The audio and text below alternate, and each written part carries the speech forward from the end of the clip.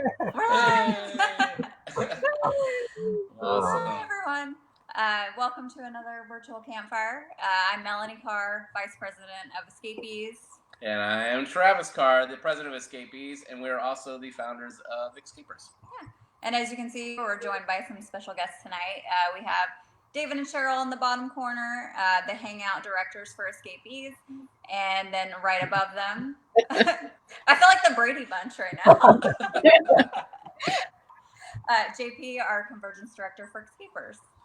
Yeah, so just a little history of what the Virtual Campfire is before we get rolling and kind of move into our topic of this week is, so every other week we alternate page between Escapees and Xscapers, and Mel and I generally host a Virtual Campfire, and it's things about club topics, educational topics, interviews. It's kind of all over the place, to be honest, but we're here to hang out and chat with the community and kind of bring some type of information to you. So this week we're on the Escapees page as the primary host, and like I said, we have some good friends joining us to talk about some fun topics. Yeah. So we normally run through a couple club items as we get going. This week we don't have much to cover. We just wanted to highlight what will be happening next week, which is another Virtual Wednesday, and JP will be hosting that. It's going to be a lot of fun. He's covering some rig tours, and the host of the upcoming Xscapers Winter Home Bases, which we'll cover a little more tonight, will be on there shaking up some cocktails as well. Should be a lot of fun. And that's next Wednesday at 7 p.m. Central. Yep. Do you want to tell them where they can buy tickets and how does $500. I thought they were going to be demonstrating the cocktails that they're going to make for all the guests at the Xscapers Winter Home Bases. Ah, that's right. No shared food. Oh, no shared food. No Sorry. shared food. Yeah. Before we get totally rolling here, we got a comment coming in behind the scenes saying that David, Cheryl, you might be still a red screen. So let us see if we can get that figured out while we're just making sure. JP, I don't know if you can pop them off and see if we can grab them back on.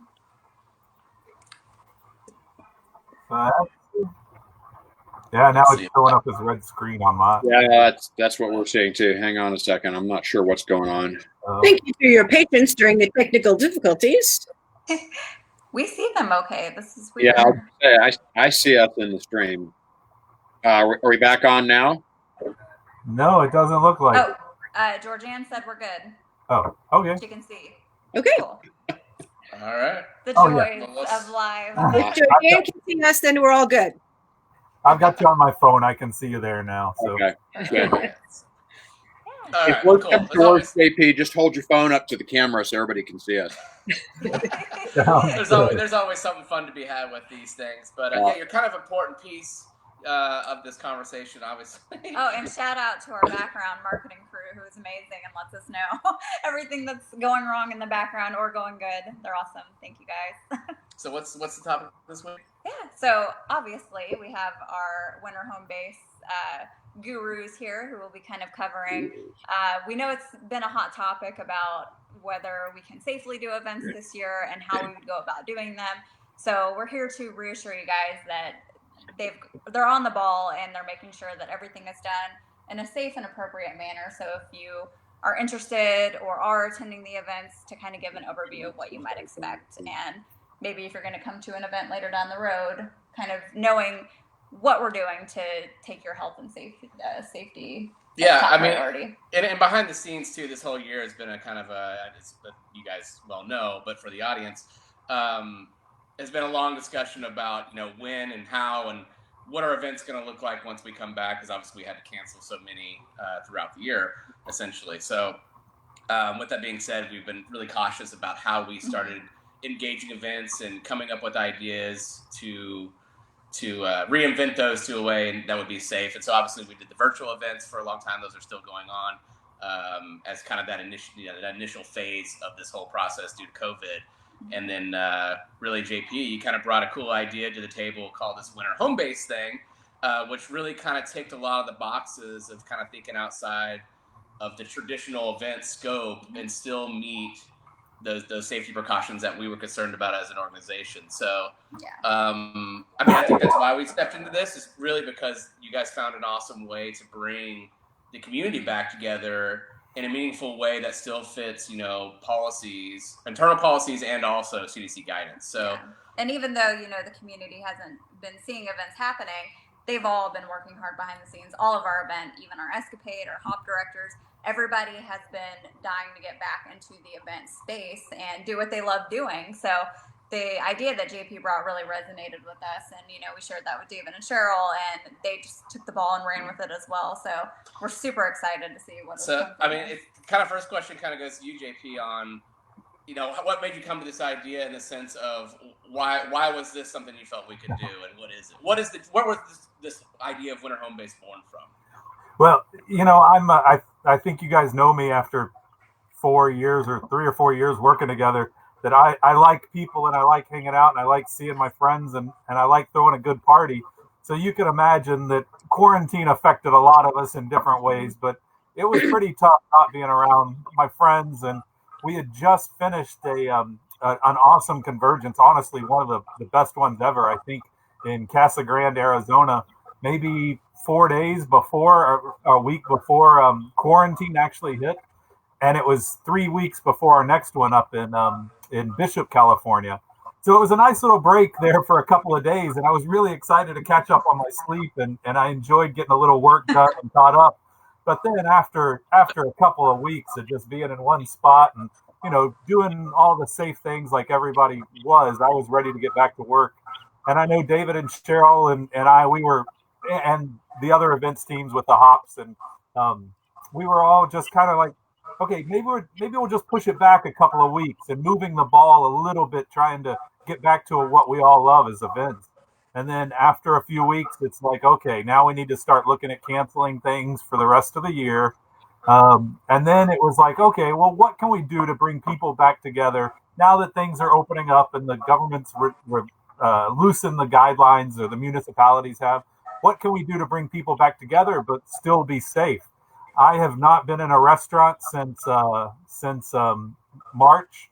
I've ordered takeout and I've eaten on some patios, but I want to hang out with people, but I want to do it safely. And we kind of brainstormed the ideas about what we could do if we had an event that would be safe, but then how we could also mitigate spreading corona and bringing it from all around and moving it different places. If we have a convergence, that's potentially 400 RVs coming from all over the country, in Canada and Mexico, in one spot, sometimes in just a matter of a few days, that they might leave Maine and travel across the country to the Southwest. So that's when the idea hit me that maybe if we just stayed in one place and did kind of a longer convergence, we can get people together safely and still have fun, but do it in a very socially distant manner. Yeah. It's awesome. And I'm seeing a bunch of comments come in too about people who will be at the event. So yeah, that's exciting. Yes. And I think one of the other things that changed, when we were looking at events in the spring and the summer, there was so much we did not know about COVID-19. And so we said, the safest thing to do is just not have events. Since then, there's been a lot of science that's come out. We know a lot more about how it's transmitted, how it's not transmitted. And that kind of leads us to what's safe and what's not. And so, we got together, everybody you see on the screen as a team, and kind of talked about, could we pull this off? And we decided that we really could. So we're very excited about it. We've been working really hard the last few weeks pulling all these together, but it's been actually nice to have something to plan. And obviously the membership is really excited about it too, because they are almost all sold out. Yeah. There are only a few spaces left for a few of the locations. So obviously it was very well received. Yeah, definitely. And we even have another event director our hop director, trying to incorporate the same rules and guidelines into her program. So we're excited to see where that goes, and if we can open some more opportunities up for the community. So speaking of that, where do you guys have these hangouts planned, or hangouts and convergences, I should say?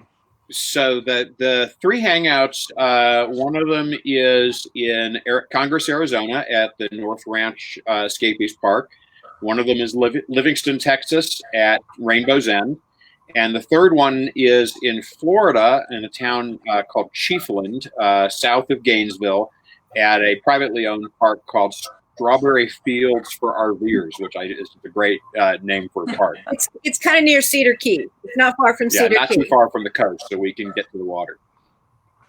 And then JP. The Xscapers ones are in Palm Desert at a hot springs resort called Sam's Family Spa, and then on Galveston Island, which is kind of near Houston, and it's on the quiet end of the island intentionally. There are some RV parks like in the middle of the city, but we're on the quieter end of the island where there'll be fewer people, but still nice weather, beautiful views. And I haven't stayed there, but you guys stayed there. Yeah, we did in 2015 or 2016. Right when they just opened. Really nice. Beautiful. Great park. The beach is right across the road. I mean, and you look out that way, all you see is coastline. So it's really, really nice. And you're only 10, 12 minutes outside of the city if you want to run in to do something, grocery shopping or something like that.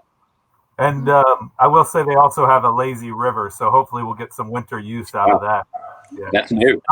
And I'd be remiss if I didn't say we originally had one in Florida, but just weren't getting the traction and interest. So if you saw that advertised early on, but don't see it now, that's why. But the hangout is still there in Florida, and we've got the southwest and south central of America covered. Mm-hmm. Yep. So, go ahead. I was gonna add. I'm sorry. Go ahead, Mel. I was just going to add that obviously with that many events happening over the winter, you guys can't be there to host all of them. So thanks to a bunch of great volunteers, we're able to offer a few more opportunities. So I just wanted to give a big shout out to everybody who's stepped in. And it's going to, with a minimum of a month at each park, that takes a lot of dedication and loyalty to be hosting those events. So we thank everybody for their time. Absolutely. Yeah, and I think that kind of goes into, these hosts really have stepped up too, in the sense of kind of David and Cheryl, you guys have really worked hard, alongside JP, of kind of putting together what these procedures kind of are going to look like. How are we going to do these safely? And I think that's kind of where this goes. And we're asking a lot of the hosts and, you guys, and there's a lot involved with these and to pull them off. It's definitely not your traditional event in that regard. There's definitely some extra steps and extra planning and things that have to take place. So I totally agree. Kudos to you guys. Kudos to the other hosts who are taking this on, because it's awesome to have this back in the community and bringing some community. And we wish we could do more. We wish we could have more people. We're going to get into the limit numbers and stuff. But yeah, kind of go into that. What are some of the things that we've done to protect ourselves in the events, or that attendees can expect? Yeah. So I'm going to let David focus on that. So, a couple of things that you'll notice, and particularly if you're used to going to convergences, these are going to be smaller events than what we typically do. Hangouts are usually 30 to 32 rigs. Convergences, for those of you who've been to them, can be much, much larger. But the CDC is really recommending that all groups be kept to 50 or under. And so the way we're going to accomplish that is by limiting the number of rigs that can be there at any one time to 25. You figure an average of 2 people per rig, and if everybody shows up at an activity, that gives us about 50 people. So maximum, usually probably less than that. So keeping the group size small is one thing. The other thing, and I think this was really key to the idea that JP had, was requiring a minimum 1 month stay. The club's guidance officially still is to minimize unnecessary travel, because every time you travel, you have contact with the gas station and the grocery store and the RV park and all the other places that you stop. And the less you travel, the fewer contacts you have and the fewer opportunities there are to, pick up an infection. And so by saying, you got to stay for a month, that keeps people in place and still gives them some place to be for the winter. A lot of the people who are attending are full-time RVers. They got to be someplace for the winter. And so why not be among our friends who are other escapees and be in a safe environment? So that was kind of the original concept behind it. And from that, we came up with a lot of other kind of protocols to, make sure that we keep everybody safe. Yeah, and before you go into this, I just kind of want to chime in and say, I think that was pretty much the pivotal, idea that changed everything was the month-long stays for a couple, outside of the reasons that you mentioned that are the obvious ones. There's other less obvious reasons why the club still has the policies and the statements that it has in place about, safer in place, right? Is a lot of it can also tie into the perception of these local communities. When we bring events and outsiders in, and they see license plates from other states and they see these things, and then we start gathering in some fashion, regardless, that's 5 people, 10 people, it just creates a situation that I don't know if everybody necessarily considers because they're not local, right? So I think that's one of the big pieces too, is about, bringing and staying, minimizing that just in and out traffic of the area to help the local communities too. I think is an important piece, not beyond just, the safety. It's about this advocacy effort to not overstep our bounds, I guess you could say. Yeah, good point. That's right. Yeah, we not only want to keep our members safe, but we also want to give a good impression in the community that we're not just bringing in people from all over the country who are there for just a few days and then, you don't know where they've been. So we will be basically living in these parks for a month. Some people are staying for 4 months. I mean, it's people who got their reservations in pretty early. We have a lot of people staying for 2 months or 3 months or 4 months at each of the locations, which is great to see. Yeah, it's awesome. Yeah, and I will say the one thing I'll add to what we said so far about that is that you mentioned we wanted to give people a place to spend the winter. And I know a lot of Xscapers are used to boondocking, but when quarantine hit, they shut down national parks and campgrounds that people use to resupply on water and dump their black tanks. And so maybe this isn't the year, and I love to boondock, and maybe this isn't the year to test fate and try and find a place to stay off the grid all winter. Worst case scenario, COVID comes back and these places get closed, and then you're scrambling again to find an RV park. So that was one of the other reasons, is to help people or to encourage people, to give them a reason to want to stay in one place for the whole winter, even if it's something that they don't usually do. And we've gotten quite a few of those, as well as a lot of new Escapers and Escapees. I was just going to add, that it seems like you guys have made the comment a few times now that you don't recognize a lot of the names on there as past attendees. So I think a lot of people have taken to RVing in the past few months due to COVID, and they've joined our membership, and there hasn't been any opportunity. So it's really exciting to see that we're able to bridge that gap a little and show that there are opportunities, and when we're all able to safely gather, we will definitely make those opportunities happen. So, and that's what the club is all about, is having those community connections, right. And we're all craving that from not having really been able to see our friends, very much over the last several months. So it's a great opportunity to get together. It's fantastic that we're bringing in so many new members, either new members or people who haven't necessarily been active in the community, and bringing them into the community where they will form those same connections that people who have been to hangouts and convergences in the past have formed. Yeah. Well, and can I also just say that I'm sure we're also so tired of seeing people like the Kavanaughs and the Canoodles and Jim and Lynn just over and over. And so we're so excited to have new blood. Did I mention the Jason and Jordan and Charlie? And well, I was going to say, I don't want to scare anybody off, but I see some names over here in the chat that are at a lot of events, and we love having them, and we're excited to see them again, but also happy for a lot of new folks. We love our hangout groupies, but it's always great to expand the circle. Yes, for sure. Plus, we've been trying to hide from the Jason for 2 years, and he just finds us wherever we go. That doesn't work. I miss him. That's funny. That's so funny. Yeah. But David, I didn't mean to take you totally off track there. I just thought that was a good opportunity. No, right. I think it's a big piece of the puzzle for sure that people understand when they're signing up or coming to these. Yeah. Well, to kind of get back on track, what should the attendees expect as they're arriving to the event? What does that process look like? Yeah, these are going to look. A lot of the procedures and things that we're going to do at these events are going to look quite different from what you might normally see at a hangout or a convergence.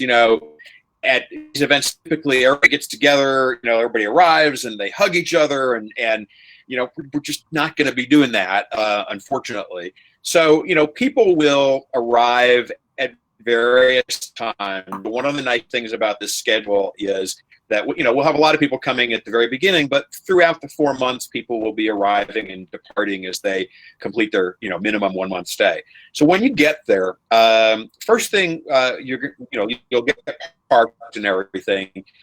And the on-site host will greet you, and they're going to ask you some health screening questions. They're going to ask you if you're experiencing any symptoms of COVID, and there's a long list that they're going to read to you. And they're going to ask you if you've had any exposure in the last 14 days, and those kinds of things. And we do that not because we think somebody's intentionally going to, say, yeah, I'm infected and I want to come to this event, but because you might have some symptoms and you might not realize it. You might have had an exposure and not have realized it. And so we're going to ask you just to make you think and make sure that, you're in good health. We're also going to give you a copy of an attendee agreement and liability waiver. For those of you who have registered already, it's the same text that we asked you to agree to during registration. And it basically says, there are certain rules we're going to ask you to follow. You agree to follow those rules, and, you understand that although we are trying to minimize the risks, this is not a completely riskless event. The only way to totally, eliminate your risk is to hibernate in your RV. You're going to get a couple of fun souvenirs that you don't necessarily get at other events. One of them is going to be a little name badge dongle, one of those little things that hangs below your engraved name badge. And by the way, if you registered already and you don't already have an engraved name badge, go to the Escapees store and order one, because you'll want to have a place to hang your dongle. It's a special limited edition that our branding director, Brandon Hatcher, has designed. It's got a couple of fun things in it. So you'll get that, and that identifies you as part of the group. You're also going to get a special limited edition winter home base mask that they are being printed right now. Again, something that Brandon designed for us. And that way, everybody will have a mask on hand. We do ask that you wash it once or twice while you're, there during the month or more. And you can wear other kinds of masks too if you want, but at least this will be a souvenir. And everybody will get a rig sign, because we are, in RV parks. We won't necessarily all be together. In some locations we might, in others we won't. And so everybody's going to get a sign, laminated sign that you can put in your windshield or the window on your door side, so that other attendees who are walking through the park can know who's in which rigs. So that's what's going to happen when you get there. It's going to be pretty low key, but again, our first priority is try to make sure everybody stays safe. Yeah, that all makes sense. And then, and then as far as what happens once you've been through all that, what the activities are going to look like. We said on the web pages for these events, these are not going to have the pace, the intensity of activities that you would typically find at a hangout or a convergence. At a hangout, we're usually going all day long, seeing stuff in the local area, doing hikes, going on excursions, going kayaking, whatever, and then having dinner and doing stuff in the evening. The Escapers, because they're catering to the working age RVers, they start their activities later in the afternoon, but they do just as much. They just stay up later than we do, and sometimes. And it will have the same kind of intense pace at the convergences. Because we're together for a month, and because there's a lot of kinds of things that we can't really do, this is going to be a little slower pace. So you'll see some activity. JP, will you pour me one too? So you'll see some activity. We'll probably have 4, 5, 6 activities during the week, maybe one a day. There may be some regular things like morning dog walks or exercise walks. We have a couple of locations where we'll have a yoga instructor who's there for a month. We'll be doing daily yoga classes. So there'll be things like that. There'll be campfires. happy hour. Well, everybody will bring their own food and drink. We have we'll do a number of things in the campground, and then we're also going to line up some volunteer service projects where we can give back to the area that we're camping in, and some bigger activities, things like going out on hikes in nearby BLM or national forest or whatever. In Arizona, we may rent ATVs because there's a lot of OHV trails out in that area. So there's a lot of things we're going to do like that. But all of these activities will be outdoors. One of the things we know is that the infection spread outdoors is almost unheard of. So we're getting all kinds of fun comments about dongles. That is the most true thing I've ever seen, the Jason. We're stealing that, Jason. Yeah. That's going to be our new saying, our new slogan. There you go. Sorry, David. That's okay. So by staying outdoors and not going indoors, we know that we can really minimize the chance of anybody getting sick. We're going to have social distance at all our events. If we're outdoors and we can stay 6 feet apart, unless there's some extenuating circumstances, we won't ask everybody to wear masks. But if there's a situation where we can't be at safe distances, then we will ask people to wear masks. Or if we're standing at a campfire or something like that, everybody's kind of huddled in close to get the warmth of the campfire. Or if for some reason infections in the area we're at kind of spike, then we may go to all masks all the time. There's some activities that we love doing usually that we can't. So like potlucks and throwdowns and stuff like that, where we are sharing food. We just don't think that's safe. We do have certain kinds of things like we figured out a safe way to be able to do grill outs where everybody brings their own grill and grills their own meals. And we can always bring our own food or drink or both and sit 6 feet apart and dine together or drink together or whatever, as long as we're not sharing the food. So that's kind of where we're going with that. We're not going to do any carpooling or shared transportation so that everybody's in their own vehicles. And we've got a number of policies in place to limit interaction between our registered attendees and non-attendees, because the whole idea of being in one place for a month is that it makes you safer. But if we've got, we often do community days where we invite members to come in and visit with the event for a day, we're not going to do that kind of thing. We're not going to do rig tours because you probably don't want to be going into the enclosed space of somebody else's RV, things like that.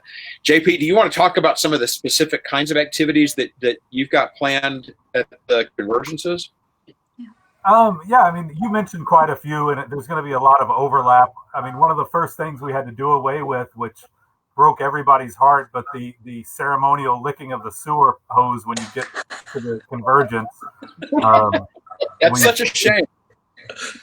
We sadly suspended it until next summer, hopefully, when there's a vaccine. I gotta go. Yeah, if you haven't been to a convergence yet, why wouldn't you want to? Why wait? No, and we've never licked the sewer hose, although that might be a good idea for future convergences. The Olympics. Yeah, there you go. So yeah, we're pretty much doing the same thing. I always want to stress, though, so people understand what they're getting into. And, Xscapers is for working age RVers. So all of our activities would be on the weekends or usually after 4 or 5. And I think the main thing is just giving people an opportunity to be around like-minded individuals, other RVers that are out doing the same thing that we are. So just happy hours when people get off work at 4 or 5 o'clock, we can meet around the pool.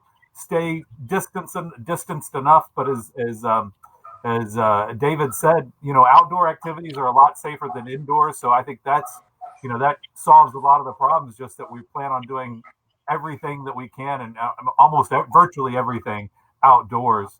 The 2 parks are in great locations. There's a lot of hiking and off-roading around the Palm Desert event. There's also some day trips that are nearby. Lots of, of course, hot springs in the area and at the campsite. And then being out on Galveston Island, there's fishing, there's dog walks on the beach or walks on the beach. There's the possibility to go kayaking or canoeing on the bay side where it's a lot safer, not open ocean. There's a lot to do around Galveston Island and at Palm Desert as well.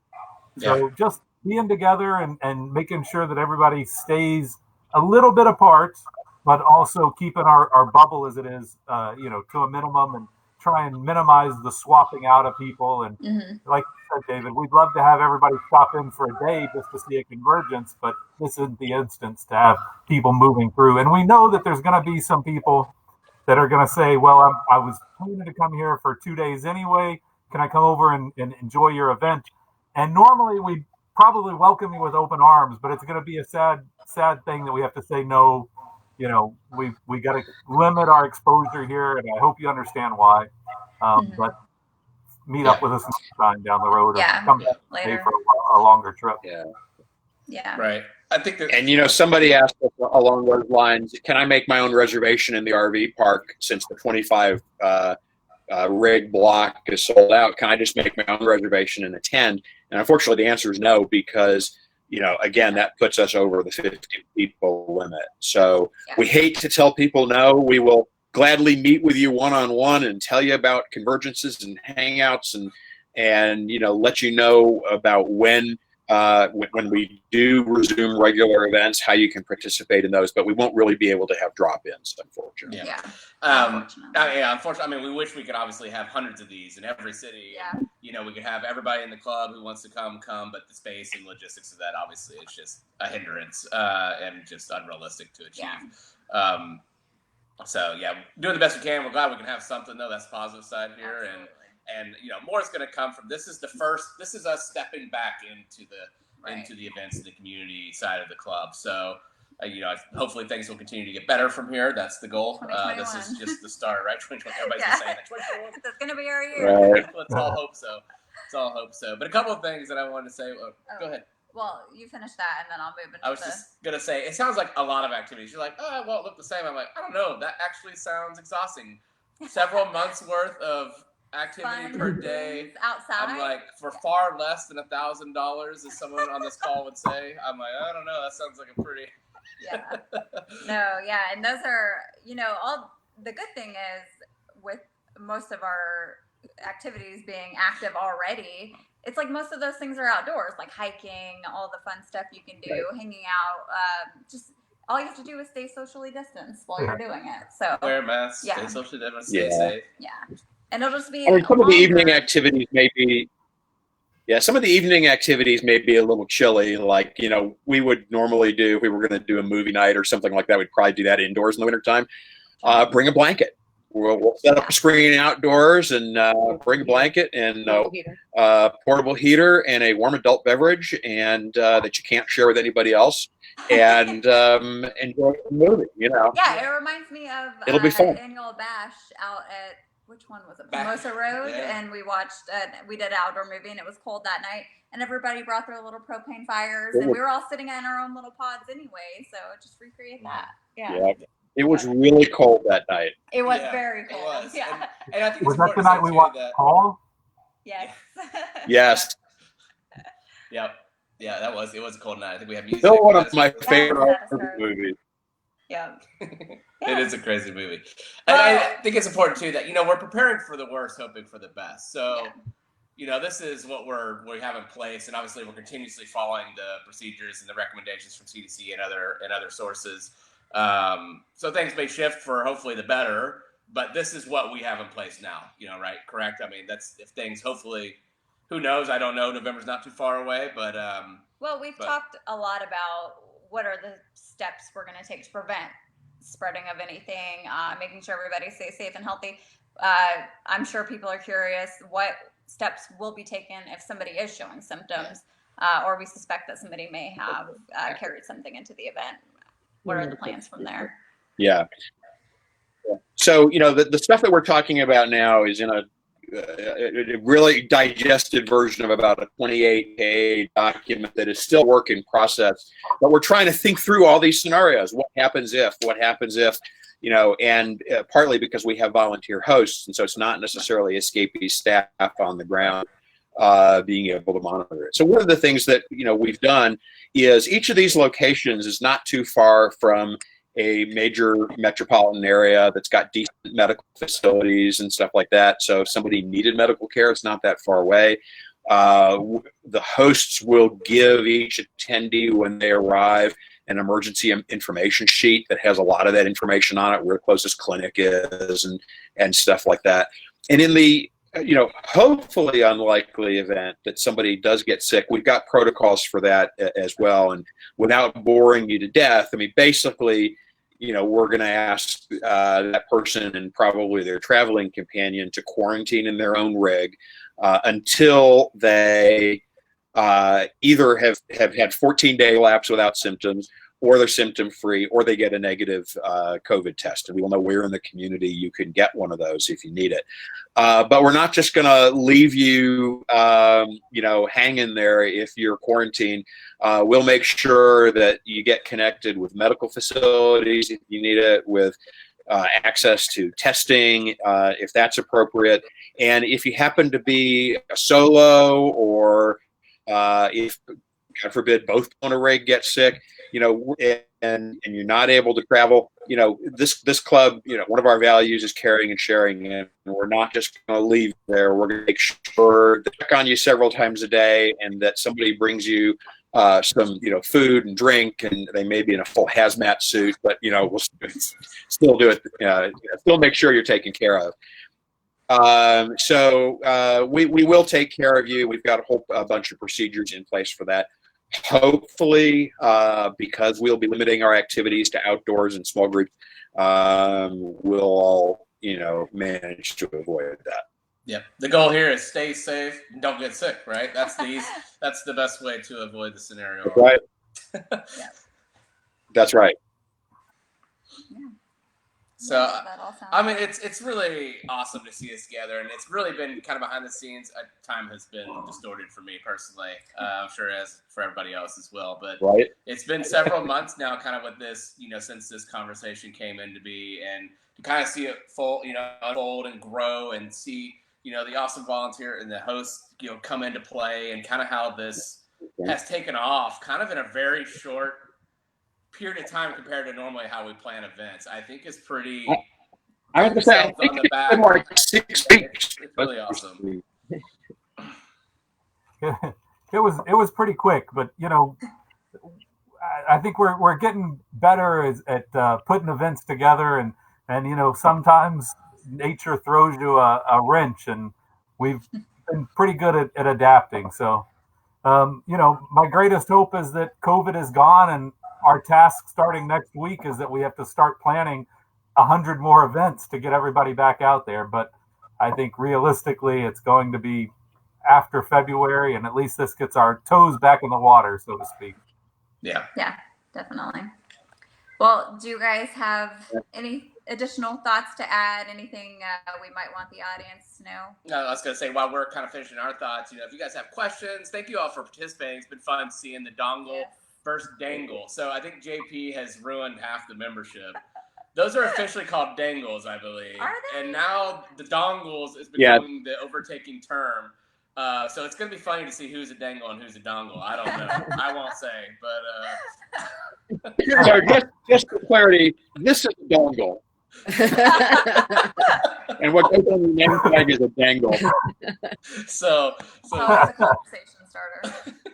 Well, we're grateful for our wonderful hosts.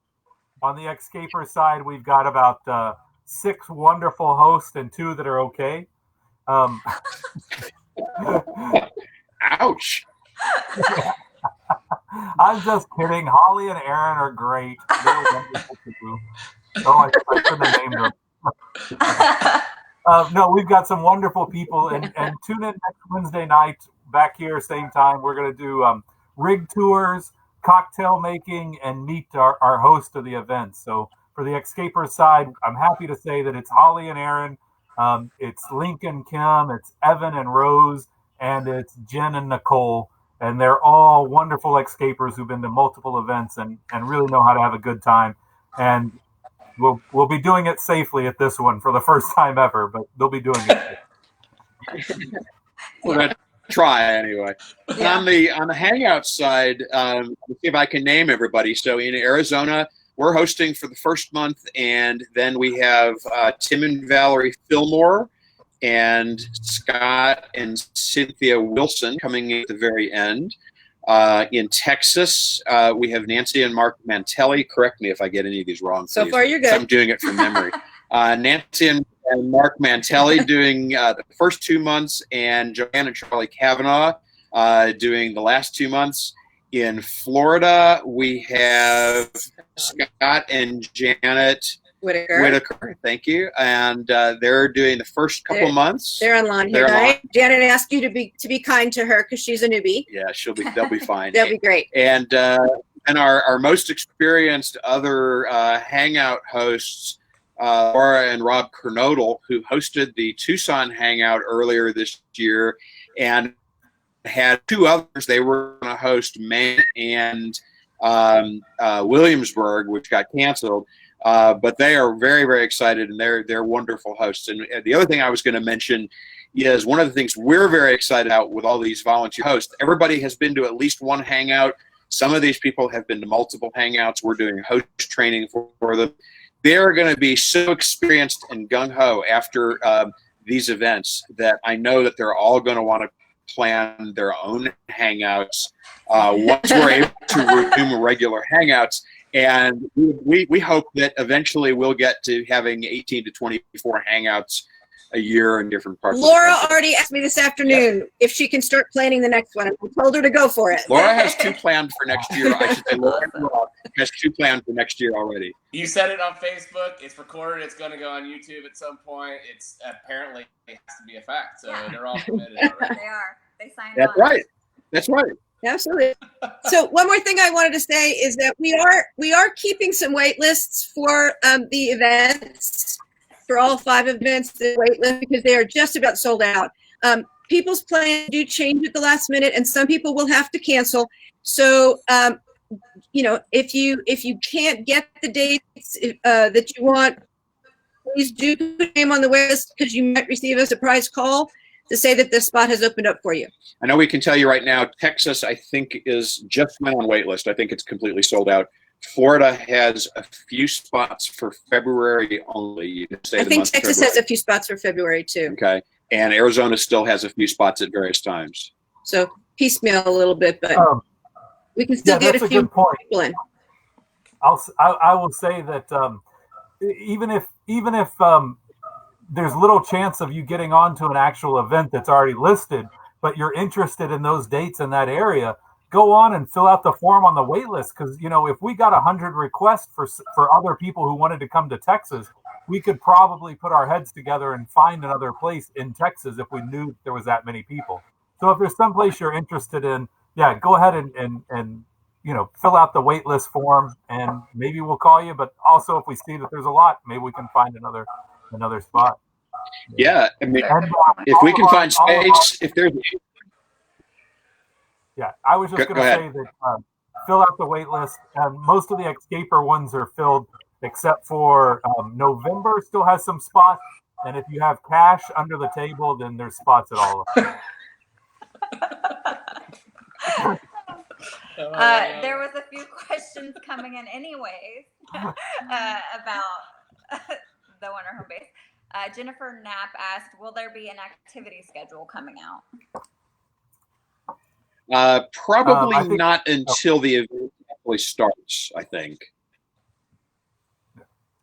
And people are going to be there or they're not. So I don't think you have to plan a long time in advance for our events. So we'll probably, at least on the Xscaper sides, we'll put it out a week or two in advance of what's going to happen, so people can plan a little bit. But we're hoping to get kind of a set schedule, 5 o'clock on Wednesdays, Fridays, and Saturdays, or something along those lines. Mm-hmm. With everything being so relaxed, Yeah, it's definitely a more relaxed. Yeah, I mean, there will be regular weekly activities. So, you'll know that these are going to happen every day. And then there will be some things that are, one-offs. Yeah. And the other thing I should mention, and I'm sure, this goes for Xscapers also, at a lot of these events, especially if you think back to some of the older, convergences that weren't scheduled fully out, people who were attending organized their own things. I remember the first convergence we went to, there was a class on drones and a class on cooking in an Instant Pot, and there was a photography session. And these were just members who were there who had a passion and an interest. Scheduled the day before. And so, there will be, again, unlike, a regular hangout or a convergence where it's pretty well planned out, there's going to be plenty of time for organic activities that come from the community. So we really want to encourage that. Yeah, that was one of the things that really appealed to me about the initial idea, was the fact that you can get a larger group together for these distance activities, these safe activities, but then hopefully people will start to form their little small pods and really get to know each other on a one-on-one basis throughout the event, so that they can plan their travels together after. So yeah. There was another question. As long as they do it outdoors. Yeah, be safe. The Jason asked, FYI, I'm sure you've thought of this already, but I'd love. Oh no, never mind. You're too far down. Oh, there's two questions from the Jason. This was the one I was looking at earlier. For communication purposes, will Facebook groups or chats be created for current attendees at the event? Great question. We're going to use fax machines. Yes. It's coming back. Do you have your pager? Yeah, actually, we will have Facebook groups for park specific, and those will be sent out to the attendees in the next week or two, so that you can start meeting new people and making some friends and getting some ideas. Cheryl, did you have Absolutely. something? And we'll use those groups for daily communication, and information on schedule updates and things that are happening. And if, God forbid there's a real emergency, we would contact everybody by email to make sure that everybody, got the message on the important. Yeah, I mean, we in JP will be staying on top of what's going on at all of our locations. Even if we're not there personally hosting, the hosts all know that, they can involve us anytime that they need to, especially if there's, any kind of an emergency or anything like that. I'll say the first day for the newbies, showing up, it's a whirlwind experience, getting involved with a group, especially if, it's your first time at one of these events. But I assure you will be welcomed with open arms. Use the heck out of those Facebook groups pre-event. It's a great way to kind of make those connections, feel comfortable in the group, to know who you are. So when you are showing up, especially because we're socially distancing, I think now is even more important time to utilize those and kind of, put things out there and talk and organize it. If one of these activities we were just talking about, if you have a talent, a skill, or a hobby, throw it up in the group, see what kind of interest you get, because it's a great way to meet people. When you organize or kind of participate in that manner, when you really get involved, that's how you make these long friendships. Sitting on the sidelines in a chair is great and all, but honestly, it's much harder to make those one-on-one conversations and those experiences, especially in COVID era. So take advantage of that. Don't be shy in that regard. The hosts are there to help you with that kind of stuff. So. And, and because these events are going to be smaller than what we normally do, it's going to be a lot easier to get to know people and make new friends. Right. Nobody should end up being, on the outside. I mean, everybody ought to get to know everybody, in this period of a month. And Travis, you said we're going to welcome you with open arms. I just want to clarify that's going to be from 6 feet away. Yeah. So. 6 feet. 6 foot high. Yeah. Yeah, but we'll be sending out an email with the link. We'll be sending out an email with the link to the Facebook group to everybody who's registered in the next couple weeks.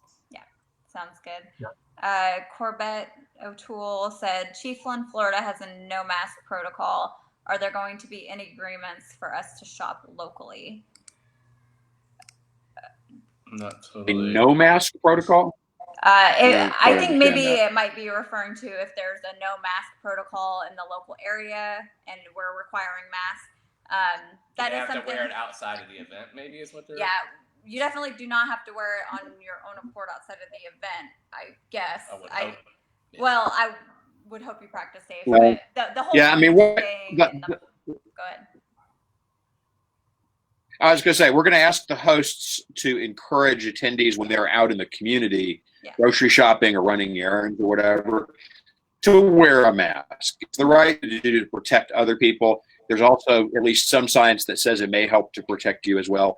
It's certainly respectful. I don't know of any place that says you can't wear a mask, There may be some communities that require wearing a mask. So basically, the approach we're taking is we're going to at least follow all state, federal, local regulations, and sometimes we may be even a little stricter than that. We're never going to be any less strict than what the local area is requiring. Yeah, and definitely, even if there aren't local guidances or regulations in place for masks, we still are requiring those in the event, and you are agreeing to that when you're registering for the event. So we do ask that anybody interested in registering or that is coming to the event be aware of that, because it will be strictly enforced while on site. Yeah, exactly. So even though it may not, we have our own policies in place that could potentially go above and beyond local ordinances, is essentially what we're saying. Yeah. Yeah, our main goal is to keep everybody safe because we want to see you coming back in the future for lots of hangouts and convergences and hops and escapades and all the other things. We don't want you getting sick at this event. Right. The first ever RV caravan to Mars.